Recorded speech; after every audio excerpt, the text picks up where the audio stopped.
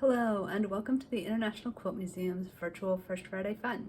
I'm Lauren Holt, Education Coordinator at the museum, and for this First Friday Fun presentation, we will be taking a look at resist dye methods from around the world. I'm going to share some examples of quilts made with resist dye techniques, and then we're going to explore one way that you can use those methods to make art at home. Let's get started. What is resist dyeing? Resist dyeing is a method of creating patterns on fabric, usually used on cotton or other plant-based fabrics or on silk. The idea is that the artist creates places where the dye cannot reach, thus making a pattern on the cloth. The most basic style of resist dyed fabric will show one solid color pattern against a white or undyed cloth, but the advanced methods can create fabrics in many colors, sometimes with multiple dye baths and sometimes with hand-painted dyes. There are many methods of resist dyeing. Some use folds or twists to make designs, while others use wax, special pastes, or solid objects like stones or carved wooden blocks to stop the dye touching certain areas. One type of resist dye method you may know is tie-dye, which in the US is commonly associated with 1960s fashion, but styles of tied and dyed cloth have been popular all around the world for hundreds of years. Tie-dye uses twists and tying to create blooming patterns of color when the fabric is dyed. Another common type of resist dyeing is batik. This applied resist method from Java, Indonesia, uses wax to create detailed patterns, often with multiple layers of wax and many different dye baths to create fabric with many colors and complex designs. Resist dyeing methods have been used for at least 1,500 years and remain popular today. On the left here is a quilt made in the US between 1790 and 1830, and on the right, a quilt made by Lucy Huig Dunebar in the Netherlands in the mid to late 2010s. Both quilts feature blue and white resist dyed fabric, one of the most common color combinations for these methods due to the popularity of the blue indigo dyes. Many cultures have developed their own traditional versions and patterns of indigo resist dyeing methods. Africa and Adire quilts. In Nigeria, Yoruba artists use several different methods to create patterned indigo dyed fabric, some of which is used in quilts like the ones pictured here. Adire is the overarching name of the technique and means tie and dye.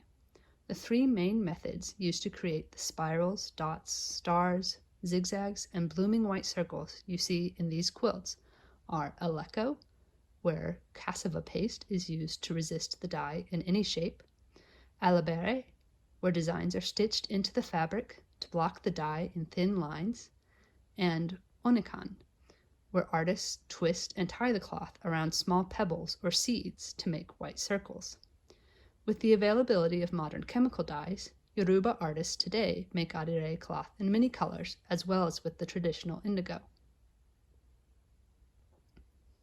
India, West Bengal. These two quilts, both made in West Bengal, India in the early 2000s, also display patterns made through resist dyeing methods. For these quilts, the pattern was likely created by carving a block into a simple pattern and then using it to stamp a resist paste onto the undyed fabric before dyeing it. In addition to the stamping resist method, the quilts have also been embroidered to create more detailed patterns. Uzbekistan in Central Asia. This robe, made in the early 1900s in Uzbekistan, was woven from yarn dyed with the ikat method. This method of resist dyeing involves the yarn being tightly tied in new ways with each new dye bath, so that when it is woven, the dyed places will form a pattern. The designs are difficult to line up thread by thread on the loom, which is what makes this magenta, blue, and yellow design look blurry with uneven edges around the shapes. Japan. This quilt, Poetry in Indigo 3, was made by Shizuko Kuroha in 1988, and its hexagon piecing design features 168 different examples of kasuri fabric. Kasuri is the Japanese version of ikat, where the thread is dyed before weaving and the pattern takes shape on the loom. Some of the examples here include a bamboo design, a cat, and a bat. Other forms of resist dye techniques in Japanese textiles include tsutsugaki, which uses rice paste as the resist in drawn designs, katazome, where the rice paste is applied over stencils, and shibori, where cloth is twisted and tied before dyeing. With these examples in mind, let's move on to the challenge. Use crayons and watercolor paints to make resist technique art at home. Step 1. Gather your materials. For this activity, you will need a newspaper base or other barrier to protect your work surface, cardstock or paper. Watercolor or mixed media art paper works best, but you can use any paper you have on hand. Crayons. The crayons work as wax resist in the same way that wax is used in Indonesian batik.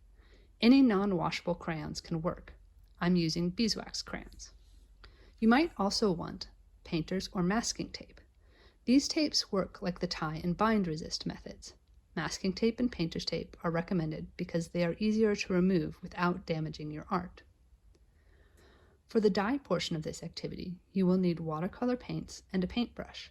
The paint mimics the hand-painted dyes used in techniques like the tsutsugaki designs for Japanese textiles. You will also need water for rinsing your brush between colors and a blotting towel, which can be either a paper towel or cloth. Step 2. Create your design. You can create a design only with crayons, only with tape, or by using a combination of both. The crayon technique is especially useful for drawing underwater, night sky, or space scenes because white and yellow crayons will show up well against the painted background, but you could make anything you want. I like to use the tape to create clean borders on my cards, but you can also use it for other shapes or cut it for special designs. Step 3. Paint with watercolors. Paint over your designs with watercolors. Use any colors you like. Step 4. Allow your work to dry. The time this takes will depend on how much paint you used and how thick your paper is. I recommend allowing at least half an hour before testing for damp areas. Step 5. Remove any tape you used to reveal the patterns underneath and admire your work.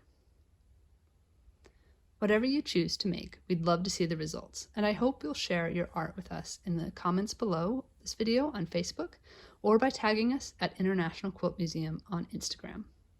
For more quilts and textiles featuring resist-dyed fabrics, we welcome you to explore the following exhibitions on the International Quilt Museum website: From Kente to Cuba, Stitched Textiles from West and Central Africa, Sacred Scraps, Quilts and Patchwork Traditions of Central Asia, and Blue Echoes, Quilts by Shizuko Kuroha.